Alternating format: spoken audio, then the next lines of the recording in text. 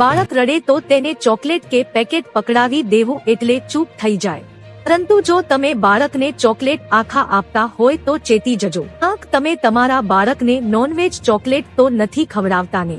રાજકોટના રામનાથપરા વિસ્તારમાં આવેલી એક દુકાનમાં આરોગ્ય વિભાગના ચેકિંગમાં નોનવેજ માર્કાની ચોકલેટ મળી આવી છે, જે ચીનથી લાવવામાં આવી હતી. રાજકોટના રામનાથપરા વિસ્તારમાં આવેલ શ્રી લક્ષ્મી સ્ટોરમાં આરોગ્ય વિભાગના દરોડા પાડવામાં આવ્યા હતા. આ દુકાનમાંથી 1250 કિલો શંકાસ્પદ ચોકલેટનો જથ્થો ઝડપાયો છે, જેમાં મોટા ભાગની ચોકલેટ ચીનમાંથી આયાત કરવામાં આવી છે. ચીનથી આયાત કરાતી ચોકલેટમાં ઉત્પાદકનું નામ અને ઉપયોગની તારીખનો કોઈ ઉલ્લેખ કરાયો નથી, તેમજ દુકાનમાંથી એક્સપાયરી થયેલી ચોકલેટનો જથ્થો પણ મળી આવ્યો છે.